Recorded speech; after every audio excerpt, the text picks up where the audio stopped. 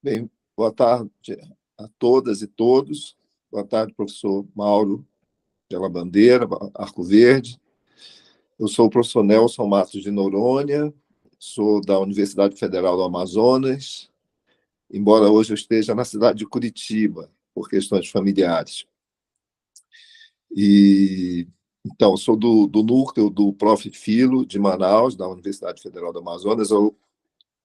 É uma grande satisfação poder participar como mediador desta reunião do GT Ensino de Filosofia, Gênero, Feminismo e Decolonialidade.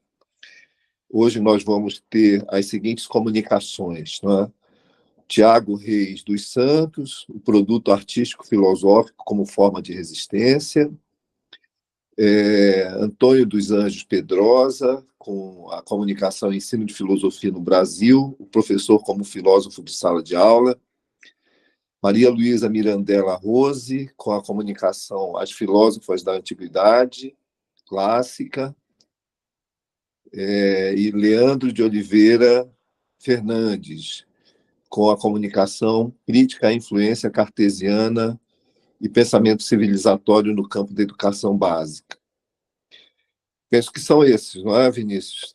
Não sei se eu esqueci alguém. Bem, tem sido mais comum, não é, a apresentação de 20 minutos seguido de um comentário meu, do professor Mauro, ou se algum outro participante desejar, né? Mas, de todo modo, juntando a apresentação e mais o comentário, nós não podemos passar de 30 minutos, né, para cada apresentação. Se todos concordarem, nós podemos prosseguir assim, se não, se alguém tiver uma outra sugestão. Só um comentário rápido, professor. Pois não. Os que vão apresentar, que eu vou estar dando avisos, faltando 10 minutos e 5 minutos do tempo de apresentação. Obrigado, Vinícius. Obrigado pela sua... Bom, então, como todos concordaram, eu vou passar a palavra aqui ao Tiago, né? Tiago Reis dos Santos. Obrigado, Tiago. Do Rio de Janeiro, né? Isso, Petrópolis. Isso, obrigado. Petrópolis, Rio de Janeiro. Muito obrigado. Então, seja bem-vindo.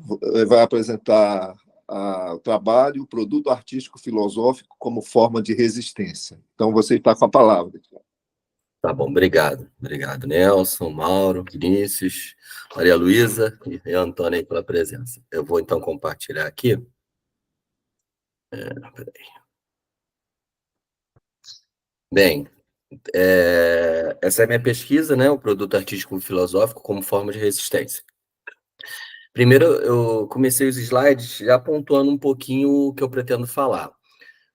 Eu vou desenvolver essas ideias mais à frente, mas basicamente a minha pesquisa vai estar ligada a essas ideias aqui. A arte como criação de conceitos, o audiovisual como processo de criação, cinema como arte de resistência, cinema como produtor de pensamento no ensino de filosofia, a construção histórica de Petrópolis, e aí dentro dessa construção histórica, a atmosfera petropolitana, que na verdade é mais... qual é a identidade cultural Petrópolis acaba recebendo ou não da população que vive aqui. E aí, a partir disso, como a Petrópolis é uma cidade fortemente, dentro do processo de colonização, fortemente afetada, né, porque ela tem a colonização alemã, mas a família real também viveu aqui. Eu queria pensar Petrópolis através da decolonialidade para tentar puxar novas ideias, né? E aí o meu produto dentro disso seria um produto audiovisual como uma ferramenta de resistência, que a gente vai entender mais à frente. Então, a pesquisa teria como alvo os alunos do ensino público do Estado do Rio de Janeiro, né? Do Estado, no caso, Petrópolis, faixa etária entre 15 e 17, e eles seriam provocados sobre temas levando em consideração Petrópolis. E aí, a minha ideia nesse produto é trabalhar com eles com a percepção sem nenhum tipo de conceito ainda, que eu pretendo trabalhar, e depois trabalhar com esses conceitos decoloniais.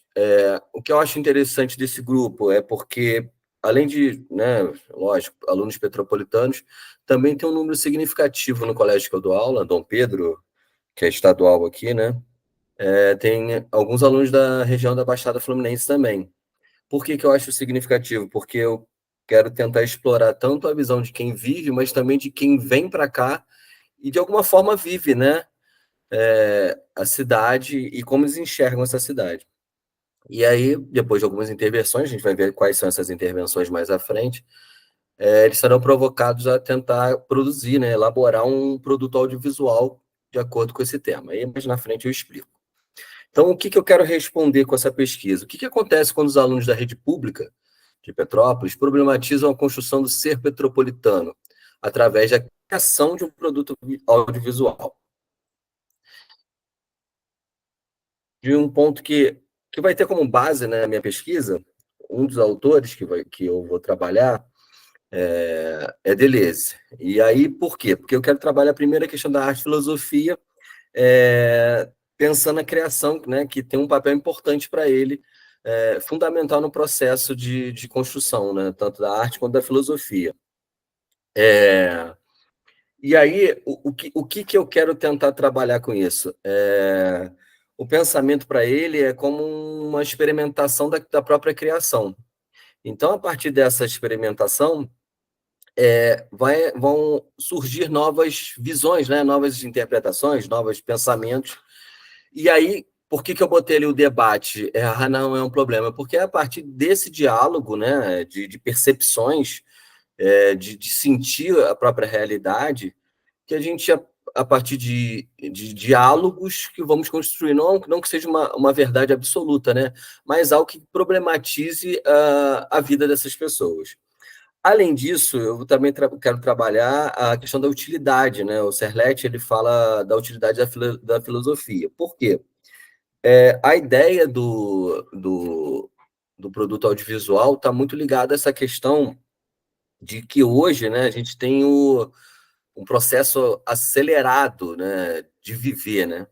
E aí eu queria tentar trazer essa percepção, tentar mostrar como o processo reflexivo também precisa de um pouco de dedicação. Por quê? Porque aí, como eu já havia dito, haverão algumas intervenções com conceitos que eu selecionei que são interessantes para pensar ver dessa nova forma, né? Além disso, uma outra coisa que eu quero também falar um pouco é sobre a compartimentalização do saber. Por que compartimentalização? Porque, como eu estou falando de um produto audiovisual, como tudo na vida, mas acho que para a garotada de hoje em dia, né, no mundo audiovisual, eles entendem que as coisas estão ali, mas não entendem como elas estão conectadas. E acaba que isso é um pouco do reflexo, né, dessa compartimentalização do saber. Até o Silvio Galo fala um pouco sobre isso, e acaba trazendo realidades desconectadas. Como assim realidades desconectadas? Eles não estão percebendo a própria realidade, o peso da realidade para eles, né? O que é aquilo ali, o que é o viver deles. O viver deles é uma experiência, e é isso que eu quero tentar trabalhar. E aí, pensando nisso, eu já também, outro conceito do Galo, né, que é o da educação menor, é isso. Sair um pouquinho daquele currículo, né, já imposto, e tentar provocar esse estudante para perceber que o conhecimento está muito além daquele que já é estabelecido, né? No caso aqui pela SEDUC, que o conhecimento está também no viver deles. E para aliar isso, por isso que eu quero um produto audiovisual, eu vou também aí, vou entrar um pouquinho com Deleuze também, pensar o cinema como ferramenta para pensar e produzir a própria realidade. Por quê? Porque quando a gente pensa em cinema, a gente está falando de imagem, a gente tá falando de som, mas principalmente de criação de sensibilidade, né? Criar sensibilidade a partir da escolha de imagem e som. Então, assim, a minha intenção é pensar o cinema como uma ferramenta. E essa ferramenta que vai ser utilizada principalmente para eles pensarem a sua realidade. E como pensar essa realidade? Através do decolonialismo, né? E aí, eu só expus aqui alguns autores e conceitos, né? Na verdade, mais os autores, os conceitos são alguns, né? Não é um só para cada um, mas ideias pertinentes. E aí eu botei o Fanon, que o Fanon tem obras importantíssimas no desenvolvimento da teoria crítica pós-colonial, e principalmente nessa questão do racismo e da identidade. Também queria muito trabalhar Maldonado Torres, principalmente pela questão de ser um pós, né, trabalha com estudos pós-coloniais latino-americanos, e, além disso, pensar quais são assim, essas estruturas resultantes do colonialismo e como isso afeta a construção do ser desse petropolitano, né? dessa pessoa que nasceu dentro já de uma estrutura pronta e como isso reflete no indivíduo.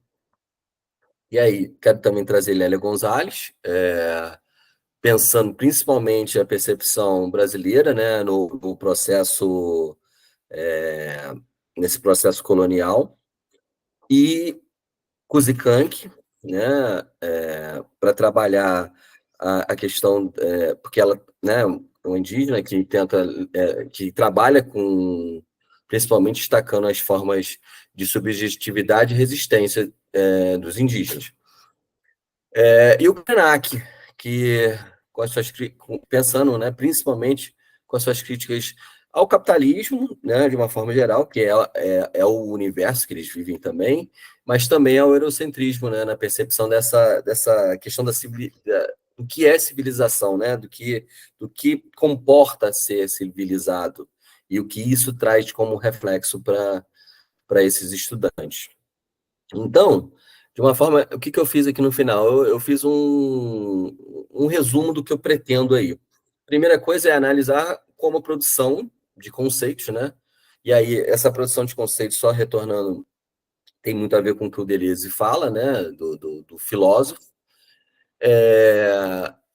Então, produção de conceitos através da elaboração de um produto audiovisual. É pegar um conceito desses pensadores, e a partir desses, que serão as intervenções, então, ter um produto audiovisual para problematizar a construção do ser petropolitano, a construção da identidade desse ser petropolitano. Então, identificar como funciona o processo de criação de conceitos através de produtos audiovisuais, analisar as possibilidades de reflexão a partir da construção de um produto audiovisual, pensar a produção audiovisual como ferramenta importante para o ensino de filosofia e o processo reflexivo, estudar o pensamento decolonial em relação à cidade de Petrópolis e elaborar o material como conteúdo para a produção.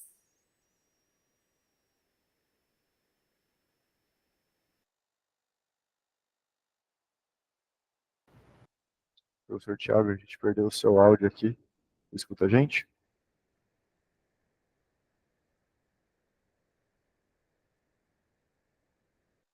Tinha outro probleminha aí, o professor acabou saindo da reunião. Vamos esperar um pouquinho, ver se ele retorna. Caiu. Imagino que sim. A gente está na marca dos 10 minutos ainda, então é um tempo bom. Professor, você está mutado sem pelo áudio. Meet. Oi, gente, desculpa, caí aqui. Tranquilo. Tem 10 minutos ainda só de apresentação, professor. Fique à vontade.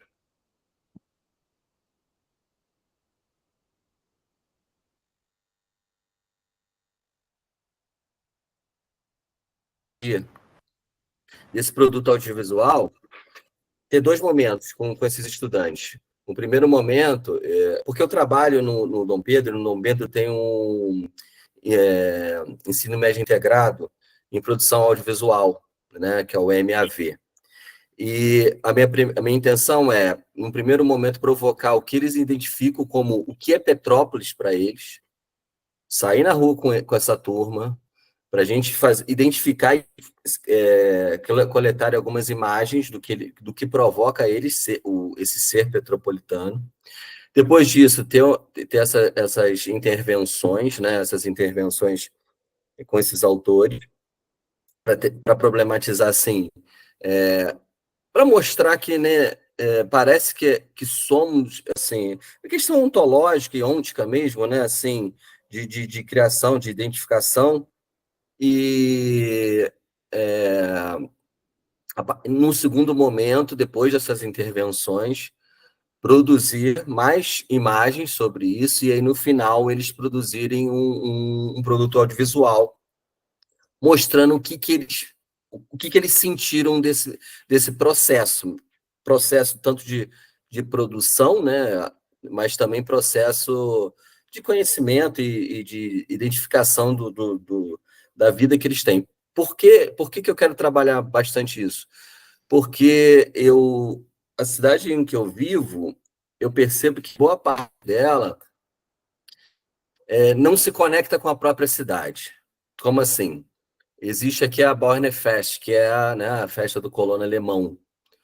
E aí esse processo de colonização, mas ao mesmo tempo capitalista, ela ganhou visibilidade. E essa visibilidade tornou ainda mais distante a população do convívio com aquilo que seria a própria cidade. Esse tema, na verdade, surgiu para mim de uma pergunta dentro de uma sala de aula boba, né? Mas e aí, alguém foi na Bauer, Bauer que a gente chama, né? Alguém foi na Bauer e a resposta foi assim, dentro de uma sala, de uma escola pública, uma pessoa foi, uma mesmo, de 40 alunos.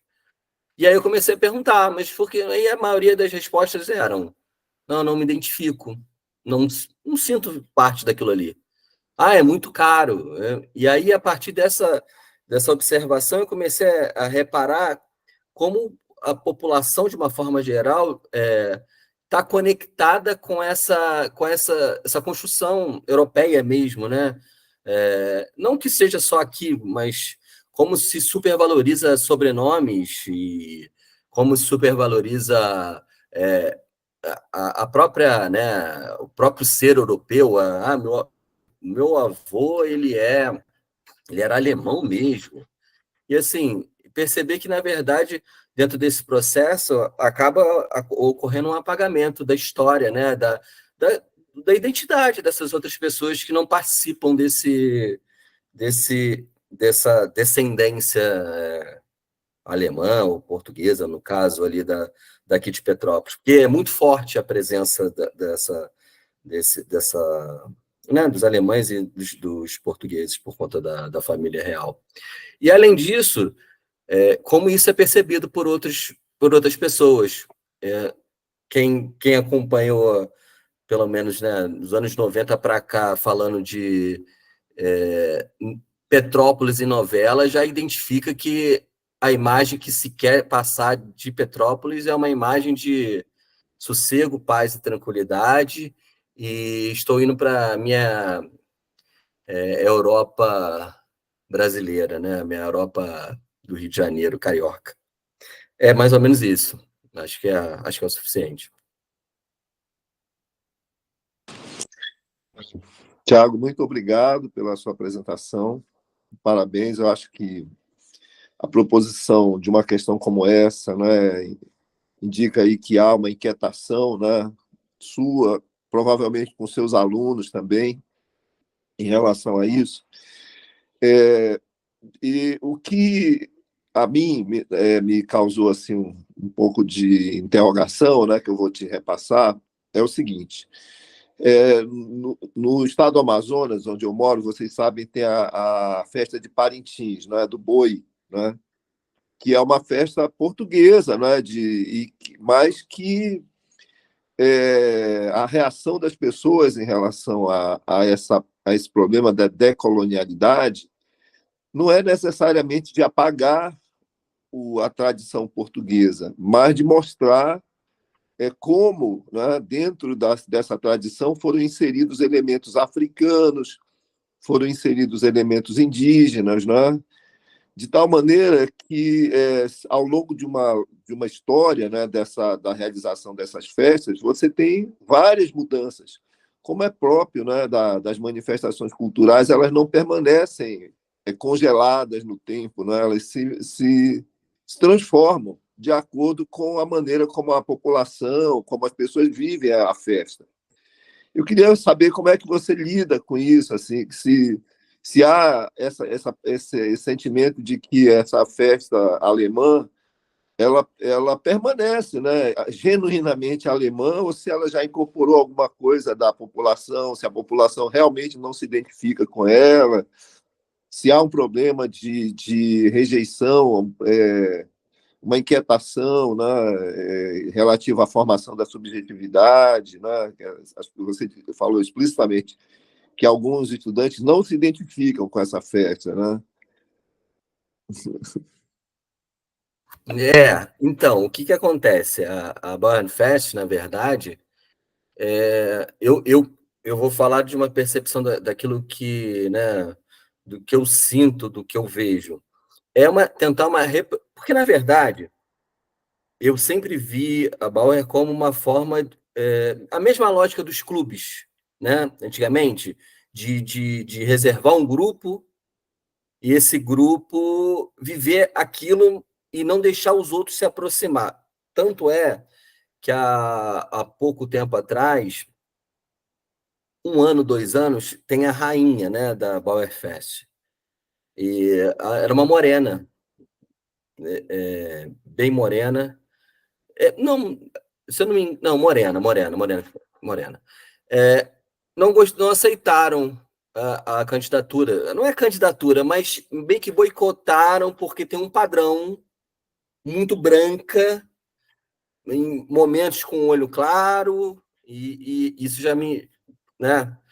Mas, além disso, é lógico que tem uma questão cultural e meu objetivo em nenhum momento é apagar, né?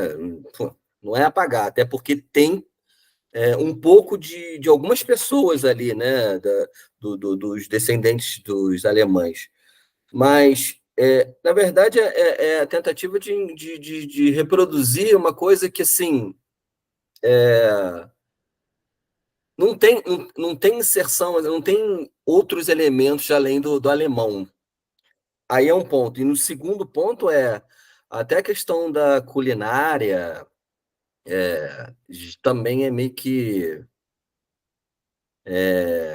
inventada, sabe? A torta alemã, aquela coisa que, na verdade, para mim, tá muito ligada a essa questão de fechar um grupo, porque aqui em Petrópolis tem uma questão assim, muito forte de quem tem um sobrenome X, e aí é, é a base da família. Tudo isso, para mim, está muito conectado, sabe? E voltando em relação à festa, eu não vejo outros elementos, assim, igual você acabou de comentar, achei bem legal, mas eu não vejo outros elementos de outras culturas, sabe? É uma tentativa de reproduzir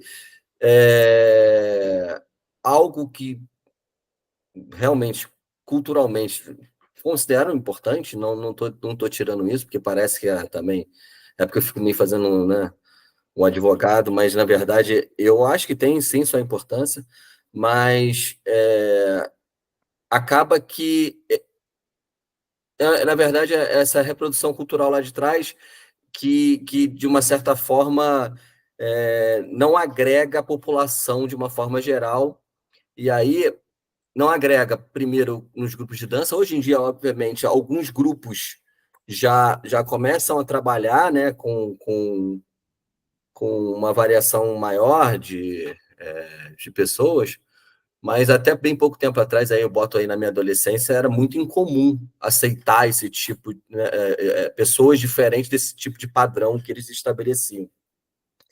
E aí, em relação aos alunos, sim, eu vejo, e não vejo só nos alunos, não.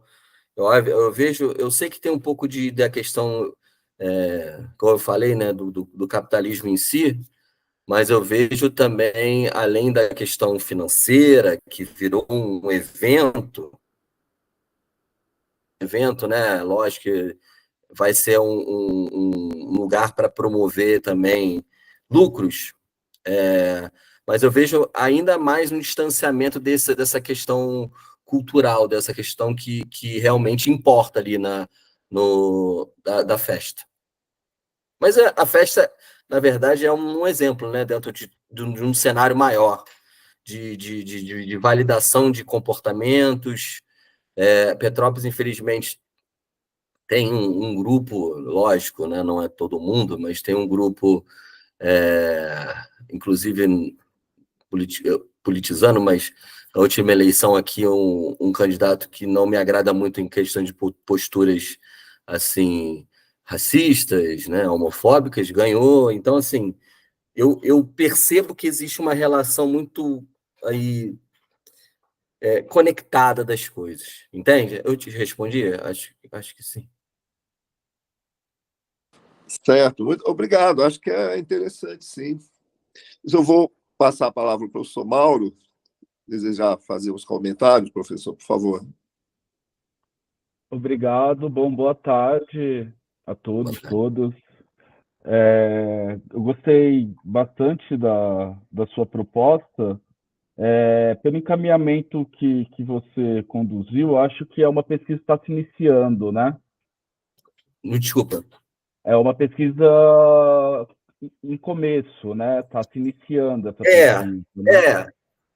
Ela tem uma estrutura, mas eu estou um pouco assim tentando encaixar essas outras linhas, sabe? A festa, entende? Sim. Mas tá um pouco no Não. começo. Não, é que eu queria, no sentido de dar sugestões, né? Eu acho que tem algumas coisas que a gente pode conversar aqui, né? Sobre, por exemplo, a linha teórica, né? Marcada no Deleuze e talvez no Guattari, do que é a filosofia, e tem a questão da literatura menor, que o Silvio Galo pega, né? A ideia de educação menor. Eu acho que o Deleuze, por exemplo, é um cara que ele faz uma tridivisão dos saberes, e é aí que é ciência, filosofia e arte, cada uma desses elementos produz algo e a arte não produz conceito, né? Quem produz conceito é a filosofia, a arte produz perceptos e a ciência produz prospectos. Eu acho que tem que ter um trabalho teórico para tentar conciliar arte e filosofia a partir de Deleuze e Guattari, se você quiser se manter fiel à análise do Deleuze e Guattari, do que é a filosofia. Eu, na verdade, eu trabalhei com no processo de criação só mesmo, de criação, sabe? De ser um lugar para criar. Mas eu vou anotar isso que você falou. Vinícius e todos os demais, a gente já deu os 30 minutos, mas como faltou uma pessoa aqui, eu acho que a gente pode se estender um pouquinho mais ou não? Um pouco mais, sim, professor, mas não muito, porque não é comum que cheguem atrasados e a gente não pode, de fato, passar da hora previsto. Mas um pouco não, mais, sim. Uns 2 minutinhos. Não, porque eu tinha uma outra consideração também a fazer, e veja, Tiago, acho sua pesquisa muito interessante, as considerações a título de sugestões, e você depois discute se elas têm pertinência ou não. A segunda questão é que o Serlete, o Silvio Galo, eles ainda estão inseridos numa lógica de ensino de filosofia eurocêntrico. E aí eu só sugeria para você a leitura de uma tese de doutorado de uns mais ou menos 2 anos atrás, que eu vou escrever aqui no chat, na qual esse autor, o Homero Santos Souza Filho, discute essa herança eurocêntrica do Silvio Galo e do Serlete, propondo justamente uma educação decolonial que, segundo o Homero Santos, não é atendida pelo Serlete e pelo Silvio Galo. Né? Então é isso, assim, já que você está começando, lê essas produções para mostrar que talvez escolhas conceituais, quando não estão bem azeitadas, criam rusgas, né? Então a gente tem que azeitar isso muito bem, né? Pode ter um cara na banca falando assim, mas como assim você está com uma metodologia do Silvio Galo falando de decolonialidade, sendo que o Silvio Galo, papapi, papapá. Enfim, são sugestões, veja se são pertinentes ou não, mas seria interessante ver o bom término dessa sua pesquisa, que eu acho muito interessante, tá bom? Era isso que eu tinha para falar. Obrigado. Obrigado. Obrigado, professor Mauro. Bem, então, devido ao tempo, nós já vamos passar para o Antônio dos Anjos Pedrosa Filho, né? Antônio, eu já vi que está aqui. Seja bem-vindo. Vai fazer a apresentação de um trabalho intitulado Ensino de Filosofia no Brasil, o professor como filósofo da sala de aula. Então, eu vou passar a palavra a você já. Boa tarde a todos. Primeira pergunta, estão conseguindo me ouvir direitinho? Conseguimos sim, professor. Bom, eu vou começar fazendo um pedido aos professores. Eu queria que os senhores fizessem anotações sobre a minha apresentação e guardassem os comentários para fazer depois da apresentação seguinte, porque eu vou apresentar e vou precisar voltar para a escola, que eu saí, vim aqui em casa fazer a apresentação e vou precisar voltar. Eu queria saber se é possível contar com essa colaboração dos senhores. Show, agradeço. Bom, então vamos lá.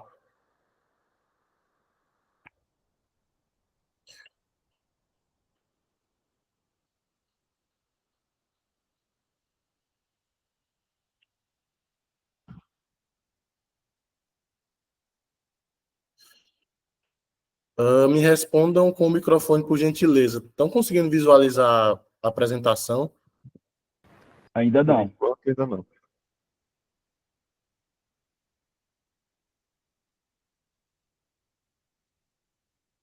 Conseguem? Não. Até o momento, nada.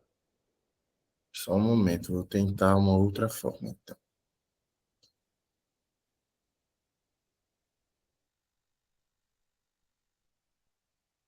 E agora? Ainda não, professor. Também não.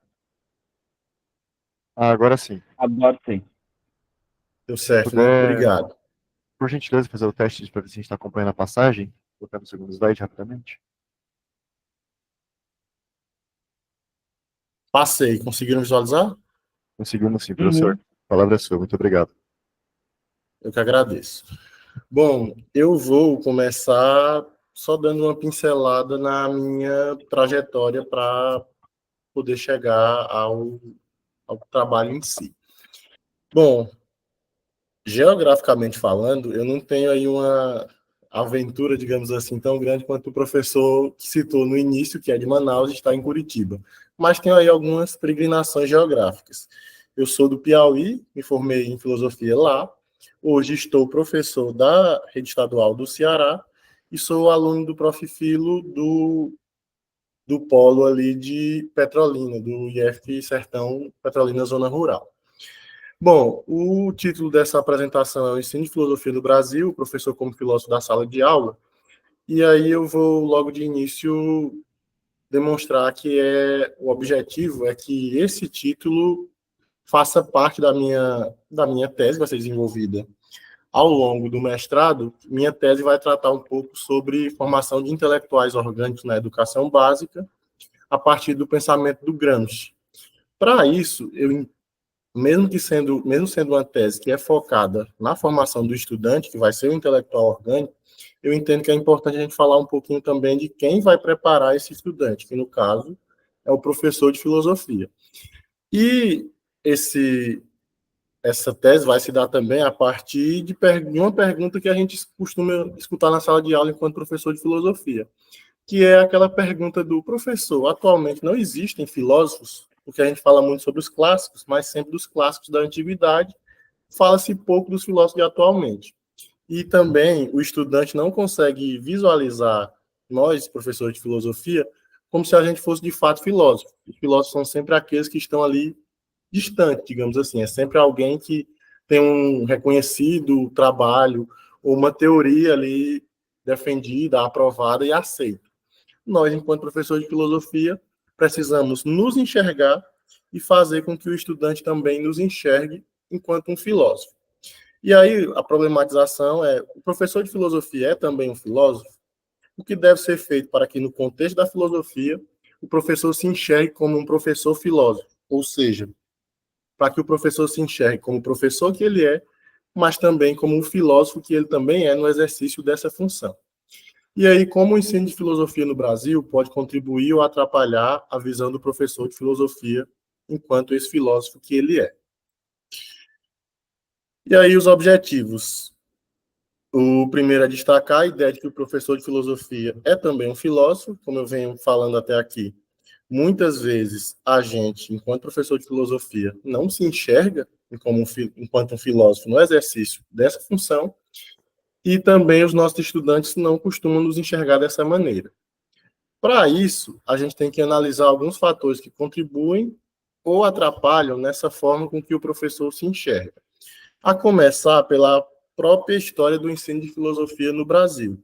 Se você for pegar ali o todo, desde a década de 60, 70 para cá, o que nós temos é um cenário falando especificamente do ensino de filosofia centrado no ensino médio, um cenário de idas e vindas. Com ali a virada do século, do 20 para o 21, acreditamos que talvez esse cenário de idas e vindas fosse deixar de existir. Porém, não foi muito isso que aconteceu. A LDB, que é lá de 96, ela estabelece que tem de haver o ensino de filosofia e sociologia. Porém, o texto da LDB deixava ali meio que, entre aspas, solto, porque diziam que eram os conteúdos de filosofia e sociologia que tinham que aparecer. Não ficava claro se era a disciplina de filosofia ou se isso poderia estar ali incluso como conteúdo de qualquer outra área afim.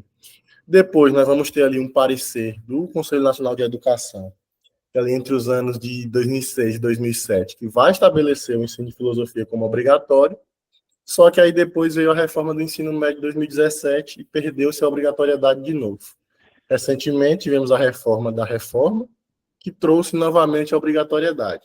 Ou seja, esse cenário todo de instabilidade, ele dificulta um pouco a afirmação desse professor enquanto o filósofo da sala de aula. E também dificulta o processo de formação desse professor na graduação, já que ao entrar lá ele não sabe muito bem o que o futuro reserva para ele, já que é um cenário muito de idas e vindas. Ora é obrigatório o ensino de filosofia, ora não é obrigatório. O segundo objetivo é demonstrar a importância do professor de filosofia para a formação de intelectuais orgânicos na educação básica.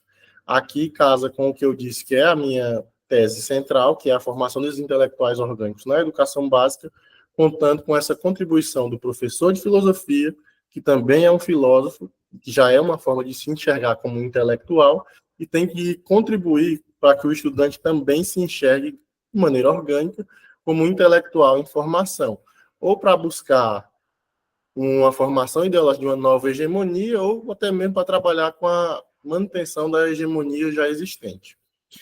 E o terceiro objetivo é explicar de forma resumida a junção dos aspectos professor e filósofo na sala de aula. Como nós sabemos, a dinâmica do professor já exige muito dele, porque a gente tem diversas situações. Tem a questão burocrática de notas, preenchimento de fichas, diários, sistemas e por aí vai. Tem a questão disciplinar da sala de aula, que é sempre uma exigência que recai sobre o professor. E tem, no caso do professor de filosofia, o aspecto do filósofo, onde ele tem que entender que não é só um transmissor de conteúdos, que está muito além disso, que é alguém que vai proporcionar linhas de raciocínio, atitudes, e por aí vai. Então, tem que se associar os aspectos do que se exige do professor com aquilo que o filósofo tende a fazer, tem que exercer enquanto filósofo. Lembrando sempre que há aqui a associação entre o professor e o filósofo, já que o professor é o filósofo que nós temos mais próximo, o filósofo da sala de aula. Para reforçar um pouquinho o que eu disse, temos aqui um pouquinho na fundamentação teórica. O professor de filosofia, como eu tenho dito até aqui, ele tem que se reconhecer como um filósofo, levando em conta todas as especificidades que essa função tem, como eu já disse anteriormente, e também tudo que deverá ensinar, como destaca aqui a Renata Aspes. Ela diz que o professor de filosofia, dentro do que entendemos, ele vai ensinar a pensar filosoficamente, a organizar perguntas num problema filosófico, ler e escrever filosoficamente, a investigar e dialogar filosoficamente, avaliar filosoficamente, criar saídas filosóficas para o problema investigado. Tudo isso na prática. Aqui reforça o que eu tenho dito. O professor de filosofia tem que se ver como além só do professor em si. Não é só um transmissor de conteúdos, está muito além disso. Na sua prática e na prática dos alunos. Vai ensinar tudo isso sem dar fórmulas a serem apenas reproduzidas. Como eu tenho dito, está além do conteúdo, está além da reprodução de fórmulas, vai desenvolver capacidade racional do estudante, colocar ele para pensar, para construir e desconstruir suas próprias teorias, e pegando o aspecto do intelectual orgânico para construir e desconstruir a partir da própria realidade que ele está inserido. E aí, fechando, ainda na fundamentação teórica, eu vou ter um pouquinho da referência do Gramsci para fazer a relação entre o professor, que tem que equilibrar os aspectos disciplinares e os demais de professor, com o aspecto do filósofo, partindo da ideia do Gramsci, que é a defesa de uma escola unitária. Portanto, que na escola unitária, a última fase deve ser concebida e organizada como uma fase decisiva, na qual se tende a criar os valores fundamentais do humanismo. A aprendizagem ocorre notadamente graças a um esforço espontâneo e autônomo do discente, em que o professor exerce apenas uma função de guia amigável, como ocorre ou deveria ocorrer na universidade. Ou seja, o professor, no aspecto disciplinar, tem que, aos poucos, desenvolver e trabalhar no aluno o aspecto da autodisciplina, para que ele possa se desenvolver, contando apenas com a contribuição do professor para percorrer o seu caminho. E aí, para sintetizar e fechar o porquê que eu cheguei na ideia de desenvolver uma tese visando formação de intelectuais orgânicos, eu, no momento, estou professor de uma escola profissional e eu entendo que, em alguns momentos, ou a escola profissional perde um pouquinho do propósito, ou ela não tem clareza nesse propósito. Por quê? O aluno chega para a gente no primeiro ano do ensino médio e aí ele é apresentado a base técnica do curso. No segundo ano, essa base teórica ela é aprofundada.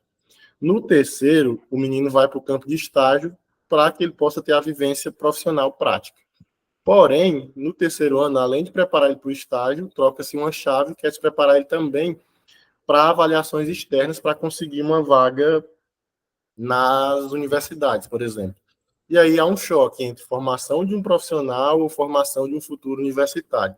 E aí vai ficando também um pouquinho fora desse contexto a formação desse intelectual, que vai vai se perceber como pertencente a uma realidade que vai, a partir dela, construir a sua jornada, como eu disse, tentando modificá-la ou mantê-la, dependendo do caso.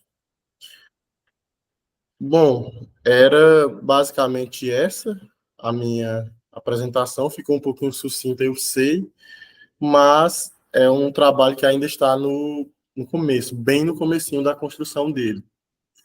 E aí eu queria muito agradecer a todos, pedir desculpas, porque é a minha primeira vez em um evento desse tipo, fazendo esse tipo de apresentação, e era isso. E agora eu preciso voltar para a escola, eu já volto aqui para a apresentação para acompanhar os demais.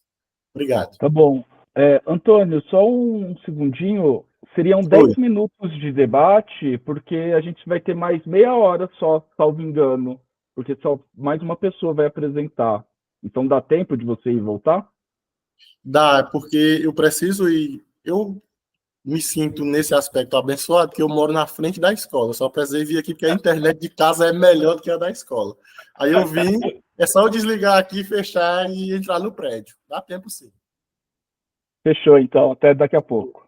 Até. Obrigado, Antônio. Até mais.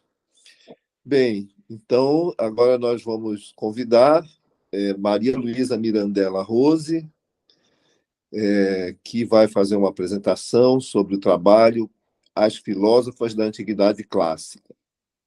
Maria Luísa, você está aí? Tá. Sim. Então, a palavra é sua. Olá a todos.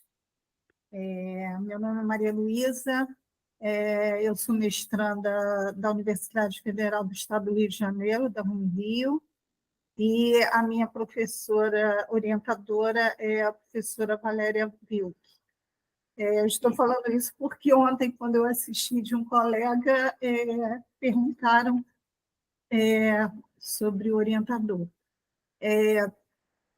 Essa pesquisa surge a partir de uma entrevista que eu assisti com a diretora da Universidade de Paderborn, na Alemanha, a professora Ruth Hagengruber, e na qual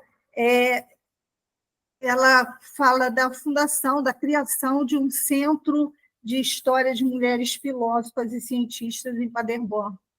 E quando eu fiz filosofia, eu me deparei com vários filósofos, todos homens, e eu nunca questionei isso, não. Apesar da questão da opressão feminina desde criança ter me sensibilizado muito, na minha casa eu sempre questionava as coisas, apesar de eu ser a boazinha, a bem comportada, minha mãe me chamava muita atenção, e porque eu questionava a situação das mulheres em torno, e a explicação é que mulher era desse jeito, tinha esse papel na sociedade, e homem tinha um outro papel. A mulher não podia estudar, porque não precisava, tinha que aprender a fazer um doce, um bordado, e o destino das mulheres era casar e ter filhos. E como eu quis estudar, minha tia até me criticou muito, porque dizia que eu queria muito estudar e que ia acabar solteirona. E a minha mãe deixou eu fazer o curso normal, eu fui professora primária, e depois eu resolvi fazer filosofia, que na minha época não tinha no ensino médio, mas no curso normal tinha a filosofia da educação, e que era ministrada por uma pedagoga, né? E minhas colegas foram fazer pedagogia, e eu quis fazer filosofia, porque eu achei que devia ser mais interessante. Apesar de eu me sensibilizar com a opressão dada às mulheres, eu não percebi o fato dos filósofos serem todos homens, porque no curso normal eu já tinha estudado mulheres, mas era na pedagogia. E a filosofia, eu achava que era uma opção, mulher estudava pedagogia e os homens estudavam filosofia. E quando eu me deparei com essa entrevista da professora Ruth, eu comecei a pesquisar, e ela afirma que houveram filósofos desde a antiguidade clássica até os nossos dias. E eu pensei em fazer um trabalho sobre isso tudo, e eu fui aconselhada por um professor a restringir o meu trabalho, porque senão ia ficar muito grande, e escolher no máximo 3 filósofos para eu trabalhar. E então eu escolhi a Safo de Lesbos, a Diotima de Mantineia e a Aspásia de Mileto. E aí, quando eu comecei a pesquisar sobre elas, a primeira foi a Safo de Lesbos, que nasceu em Mitilene, na ilha de Lesbos, e tinha uma escola, porque quando eu comecei a pesquisar sobre as mulheres pensadoras, eu levei em consideração que as mulheres gregas não eram cidadãs em Atenas e viviam trancadas no gineceu, até no caso do teatro grego, os homens que representavam usavam máscaras, as mulheres não participavam da vida cultural, e na ilha de Lesbos tinha uma professora e uma poeta que fundou uma escola para meninas, onde as meninas iam por volta dos 13, 14 anos ou 12 anos e saíam lá para se casar. Então, era uma escola para preparar para o casamento. E depois eu li também que um poeta chamado Anacreonte, que viveu 100 anos depois de Safo, que ela é do século VII, ele é do século VI, e atacou a Safo, difamando ela mesma, dizendo que a escola dela tinha uma conexão sexual entre as meninas, e aí eu tenho ainda muita coisa para ler, mas eu fiquei me questionando. Quando eu soube que tinha uma escola de meninas, eu me remeti à nossa época, que até poucos anos atrás, na minha infância ainda, tinha escolas só de meninas, onde os pais, as famílias ricas, levavam as meninas e elas só saíam praticamente para se casarem, né? E esse Anacreonte, eu fiquei pensando, 100 anos depois, ele querer difamar uma poeta e não tinha nada a ver com ele, de outro século. Eu fiquei me questionando se ele não estava competindo com ela, se de repente as poesias dela não eram melhores que as dele. E eu li também que ela foi elogiada por Horácio, ela era muito bem conceituada, apesar de alguns problemas políticos na ilha de Lesbos. Ela teve que sair durante um período, mas depois voltou. Platão a considerava como a 10ª musa, então ela não era qualquer mulher. E as poesias dela, de tudo que ela escreveu, vieram 2 poemas, chegaram 2 poemas até nós, e alguns fragmentos. E aí eu me voltei lá, porque eu já estudei com os alunos. Quando eu começo as aulas no primeiro ano, eu falo da Teogonia, eu falo da Ilíada, e tanto Homero quanto Hesíodo, que eram do século VIII, 100 anos antes de Safo, os poemas chegaram completos até nós. E os de Safo não. E aí eu fico me perguntando como esses poemas chegaram até nossos dias.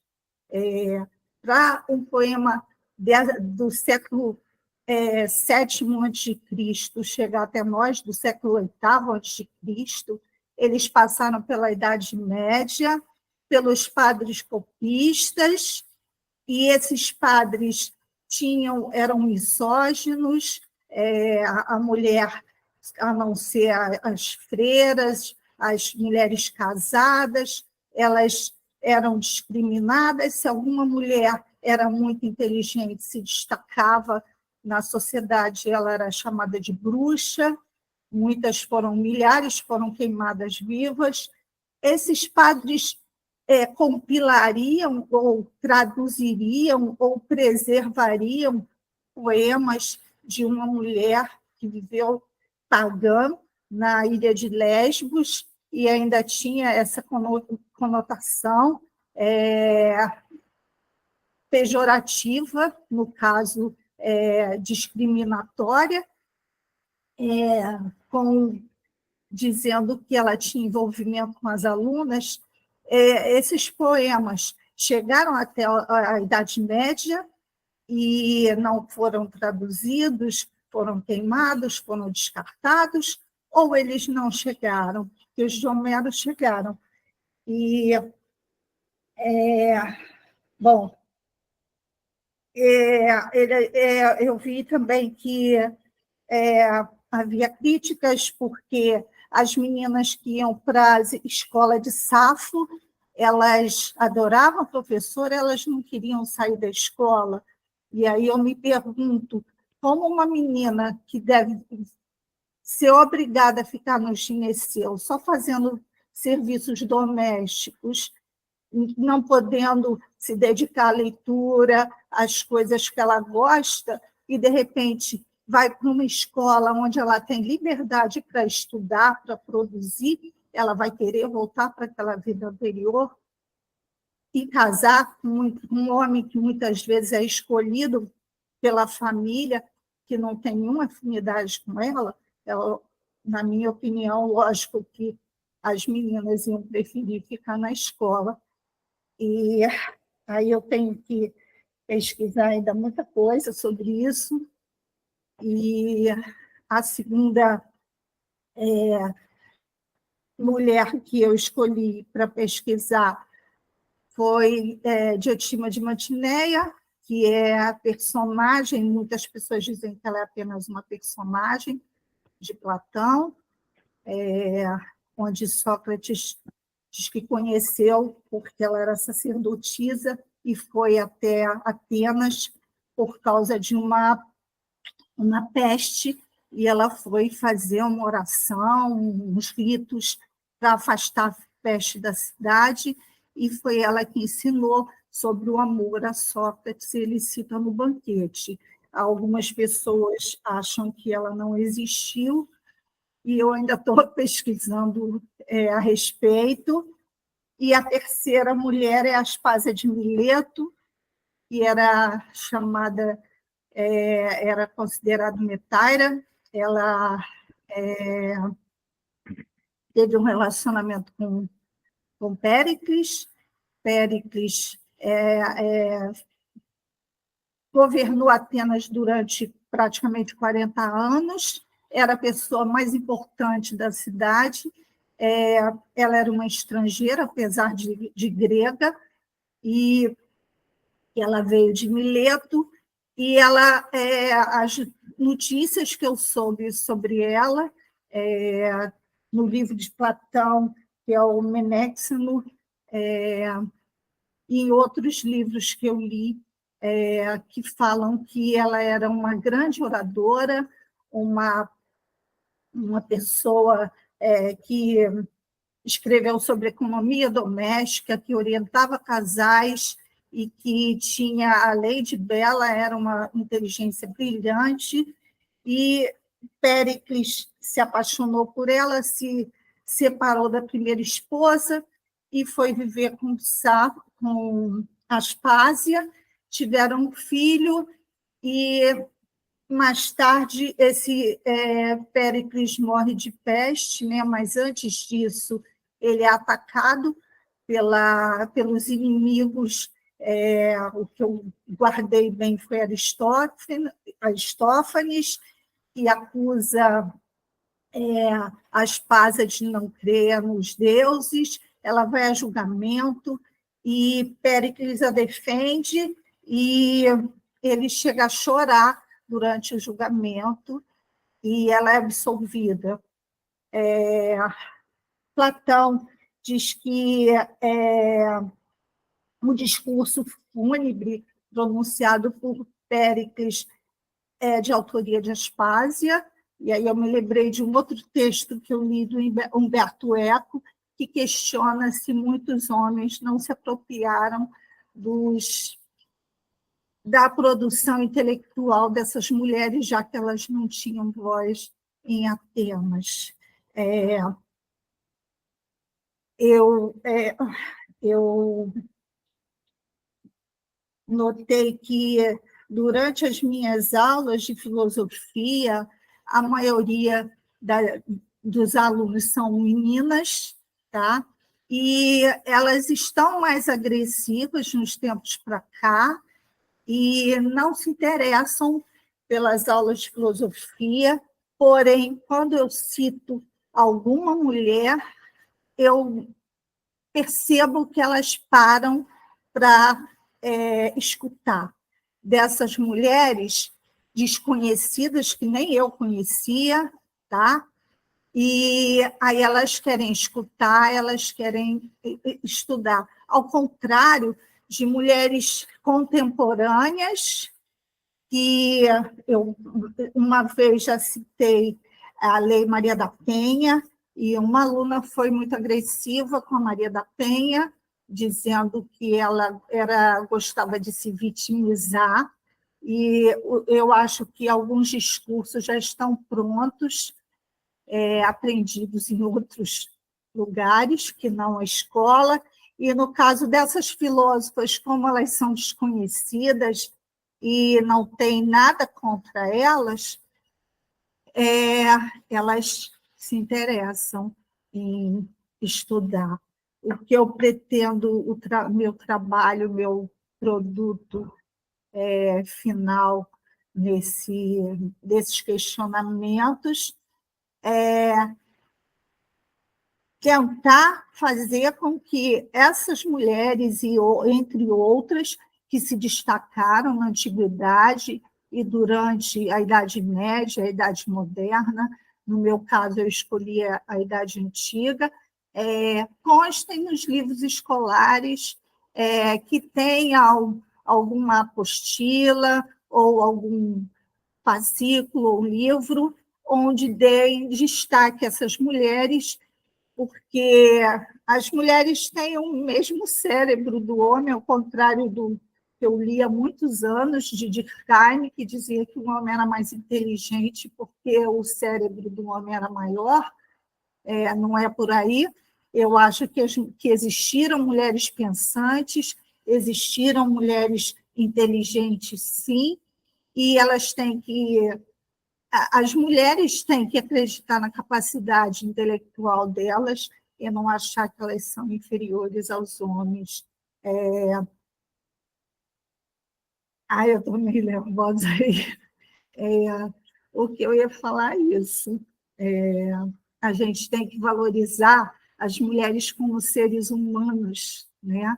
E não como seres inferiores, incapazes, né? E até para dar um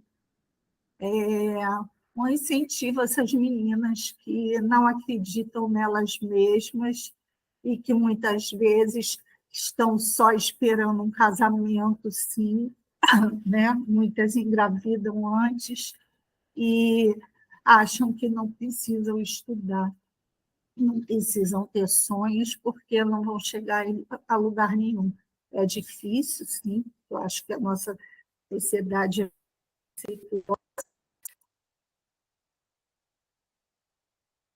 Professora, você apertou o botão de mutar o microfone. A gente não está escutando. Você apertou o botão de silenciar o seu microfone? Se puder apertar ele de novo.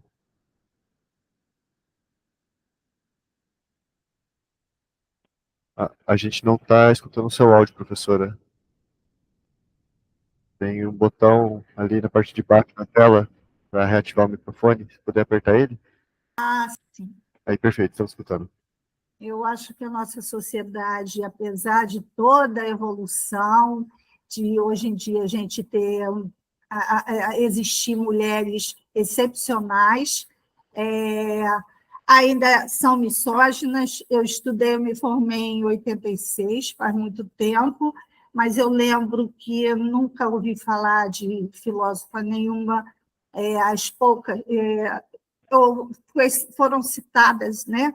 Durante todo o meu curso, 3 mulheres, que foi a Simone de Beauvoir, que eu até comprei o livro na época, que era O Segundo Sexo, mas ela não era considerada filósofa, ela não era estudada, ela era só a companheira de Sartre. Sartre nós estudamos, mas Simone era só a mulher do Sartre.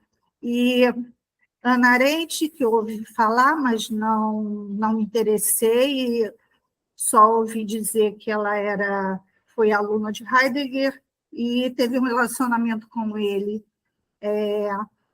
E Marilena Chauí, que eu achei excepcional, mas ela também não é considerada filósofa, só a professora emérita da USP. Então, eu acho que, não sei o que mudou, agora a gente tem a Djamila Ribeiro, tem a Márcia Tiburi, tem algumas filósofas brasileiras que começaram a se destacar na mídia. Mesmo assim, a produção masculina é hegemônica. Bom, era isso. Professora Maria Luísa, muito obrigado, parabéns pela sua apresentação, pela sua pesquisa. É, assim, eu estou completamente gratificado com a sua apresentação, com a maneira como você colocou, né? Eu penso que a sua pesquisa é altamente relevante e tenho certeza de que os seus alunos, as suas alunas têm sido contemplados aí com uma questão muito relevante também, muito instigante, que só contribui para que a filosofia no Brasil, né, seja mais livre, mais diversificada, né, e coloque esse problema tão significativo nas escolas, especialmente, né, num período em que nós vivemos violência doméstica, né, em que nós vivemos aí uma série de ataques, né, contra as mulheres, enfim, né, mesmo a luta que as mulheres fazem em prol de mais espaço nos partidos políticos, mais espaços na administração pública, mais espaços na esfera pública, cada conquista dessa é feita com muito esforço, né? Então, o seu trabalho ele contribui, né, muito com o avanço dessas conquistas, né? Eu penso que, do ponto de vista filosófico, né, o que você falou é bastante pedagógico, né?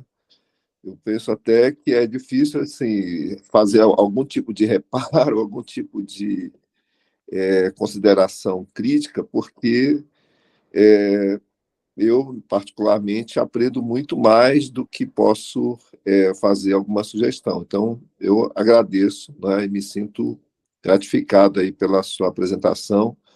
Desejo que a sua pesquisa tenha muito êxito, além do que já deve estar tendo. Então, é isso. Professor Mauro, o senhor gostaria de falar? Sim, tudo bom, Maria Rosa? Eu gostei muito também da sua apresentação, como o professor Nelson ressaltou, a gente aprende bastante, né? E eu teria, se você me permite, eu acho que algumas sugestões que aí você poderia avaliar, juntamente com sua orientadora, a pertinência dessas sugestões, né? No sentido de que seu texto é tão instigante para recuperar e expandir o cânone filosófico, né?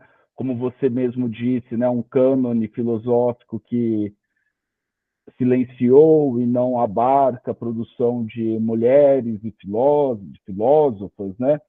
Então, eu queria sugerir para você, primeiramente, não sei se você conhece, tem um blog da Unicamp, organizado pela Unicamp, chama Mulheres na Filosofia. Não sei se você.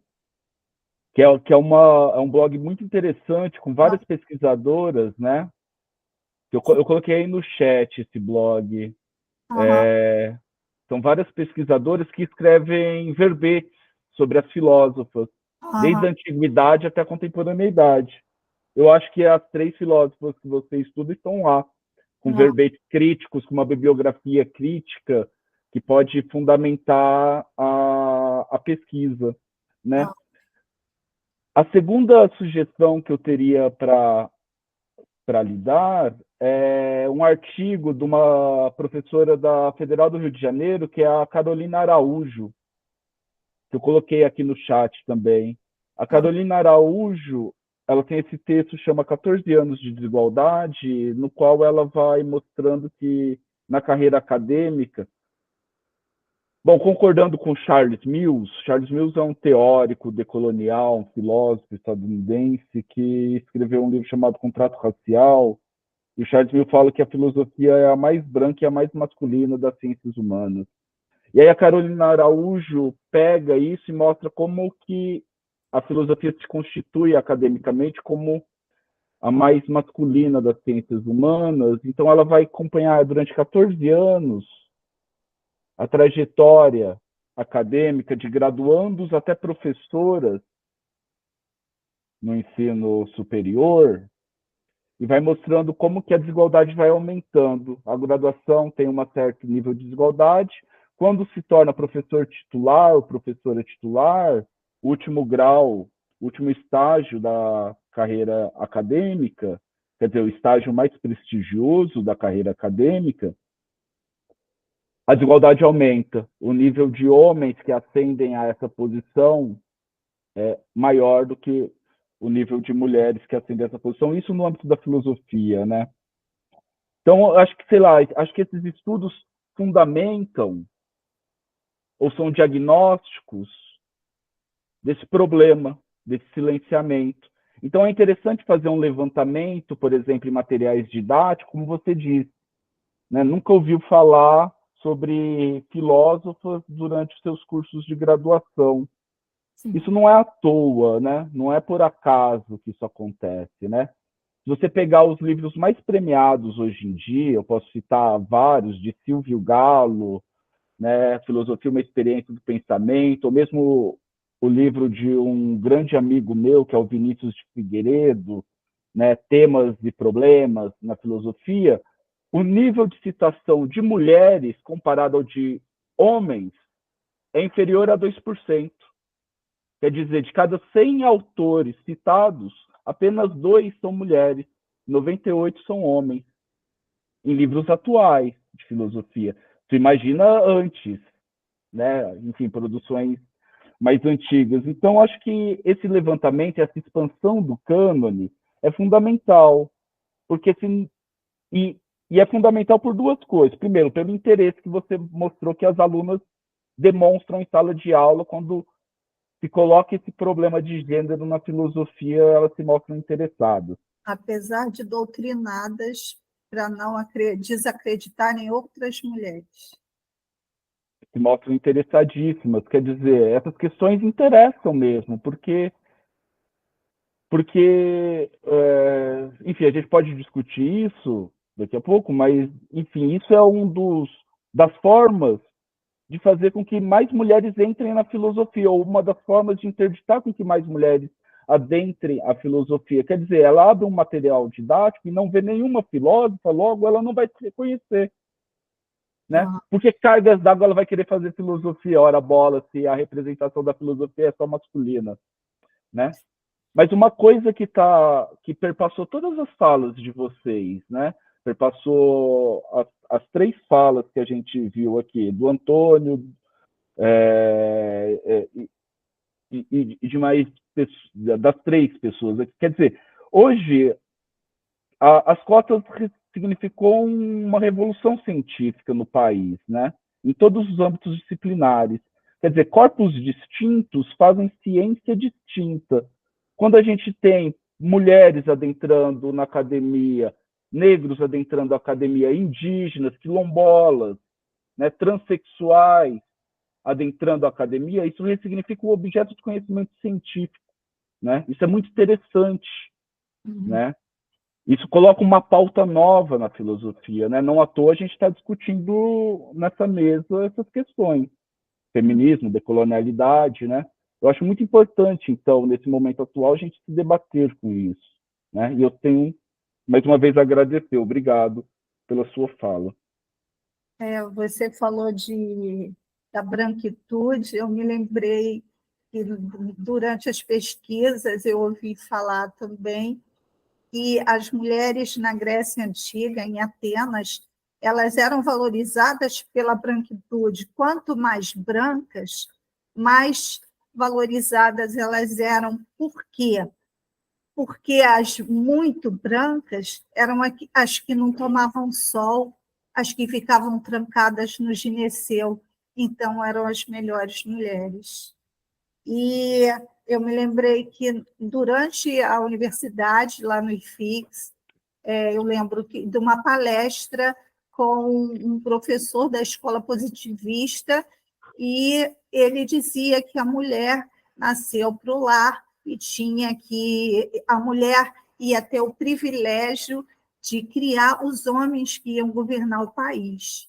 E eu lembro que eu até meio que batia educadamente, sem nenhuma polêmica. Eu discordei dele e ele ficou tentando me convencer que não, que o papel da mulher na sociedade era muito importante, porque ela ia criar e educar, né, os homens do Brasil. Bom, obrigado, professora Maria Luísa, parabéns mais uma vez pelo seu trabalho. Então, como combinado, nós vamos retomar o diálogo com o Antônio dos Anjos Pedrosa. Você já está aí novamente, Antônio? Será que ele já voltou? Aqui, a imagem dele está aqui, mas eu não sei se ele está presente, né? Porque ele... Então, vamos lá. Bem, você está me escutando? Porque eu queria começar, né, dizendo da minha inquietação em relação ao seu trabalho, né? Uma pesquisa sobre o ensino de filosofia no Brasil, o professor como filósofo da sala de aula. Em relação ao seu trabalho, a maneira como você apresentou o seu trabalho, a minha inquietação é a seguinte: nós temos, nesse momento, né, uma situação bastante inquietante. O avanço de políticas públicas que incentivam, não é, a diversificação do ensino, incentivam, não é, a diversificação em todos os sentidos, não é, no sentido cultural, no sentido de gênero, no sentido da valorização étnica, né? E o professor de filosofia está, de alguma maneira, né, sendo mobilizado, sendo tirado da sua zona de conforto, porque ele é colocado ou para ministrar um currículo de história da filosofia ou para ministrar aqueles temas clássicos da filosofia. E quando essas questões aparecem, a gente fica um pouco desnorteado. E, somado a isso, nós temos a questão da sobrecarga de trabalho, né? O professor de educação básica, ele é assodado aí com um grande número de turmas para poder ter a sua carga horária. De modo que a sua questão ela é muito instigante, porque, de fato, ela coloca o seguinte: ou o professor de filosofia age como um funcionário, como um trabalhador remunerado e luta pela sua dignidade, né? Ou ele assume uma espécie de função missionária, né? De ir para além daquilo que o Estatuto do Funcionário Público pede que ele faça. Bom, pelo menos foi assim que eu vi, né? Quer dizer, eu não estou dizendo, não estou, de modo algum, não concordo que se assuma a condição de professor de filosofia como um burocrata, né? Mas me vejo diante dessa questão que você coloca, em razão de várias pesquisas que indicam, não é, a tendência para o adoecimento por questões de trabalho na área da docência. Eu não sei se você vai estar tocando nesse assunto, né? Mas foi assim que foi isso que a sua pesquisa, a sua apresentação me sugeriu, né? Assim que eu a recebi. Não sei se você tem alguma coisa a comentar sobre isso, senão eu passo a palavra para o professor Mauro.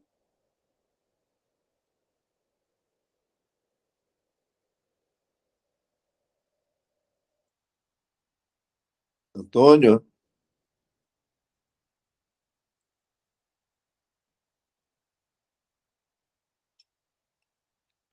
Eu Ele acho está que no não chat. tem áudio.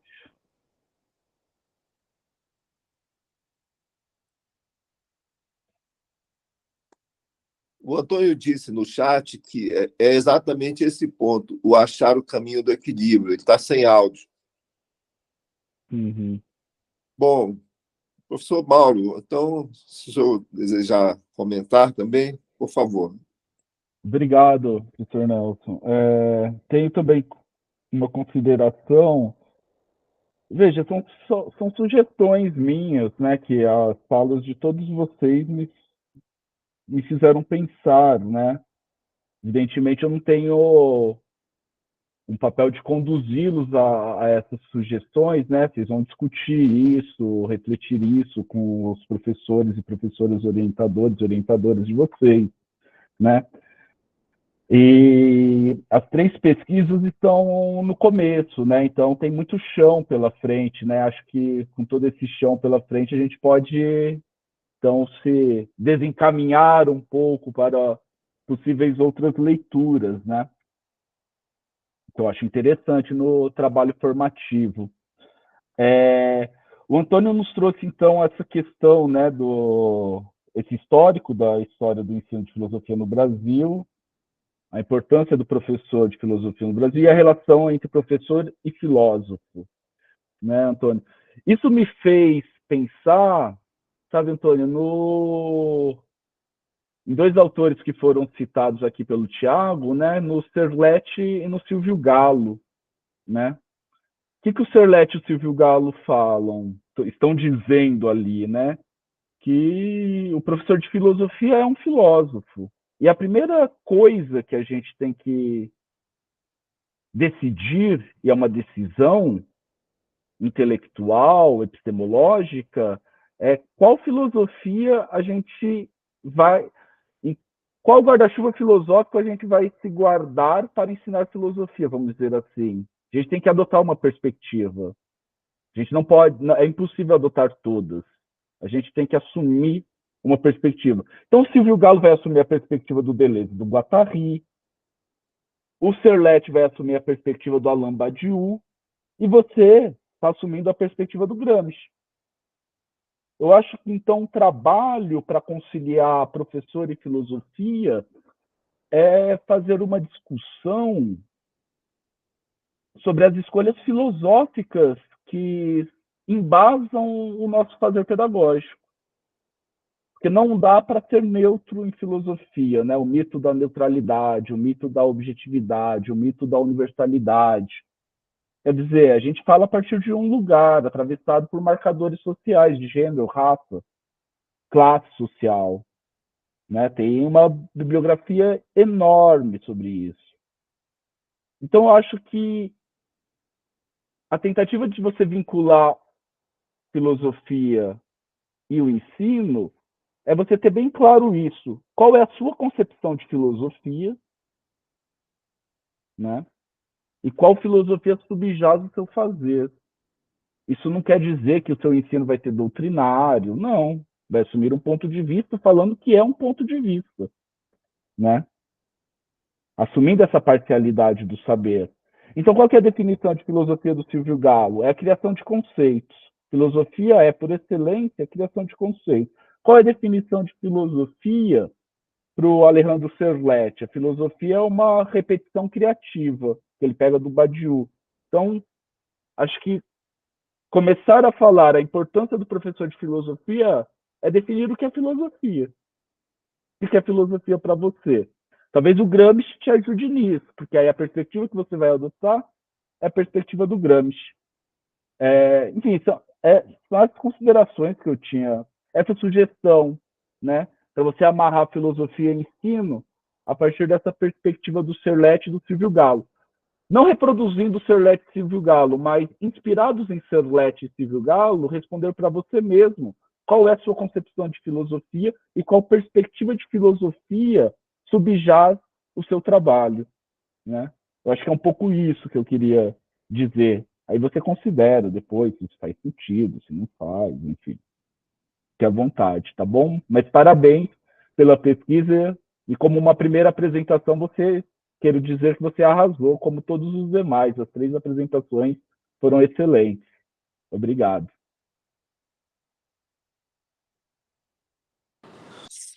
Bom, o Antônio respondeu aqui, né? Agradeço muito pelas contribuições e palavras. Bem, então, faltou o Leandro, né? Que ele não compareceu, se eu não me engano, né?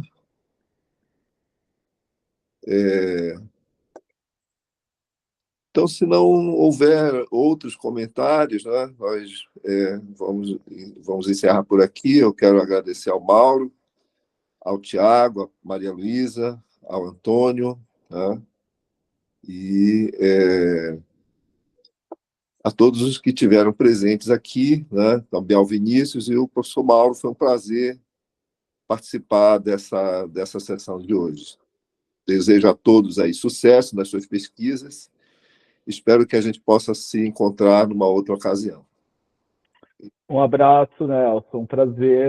Mauro, Um abraço a todos e todas. Obrigado, Vinícius. Obrigado, Vinícius. Obrigado a todos e todas. Boa tarde a todos. Obrigada, Dulce. Obrigado.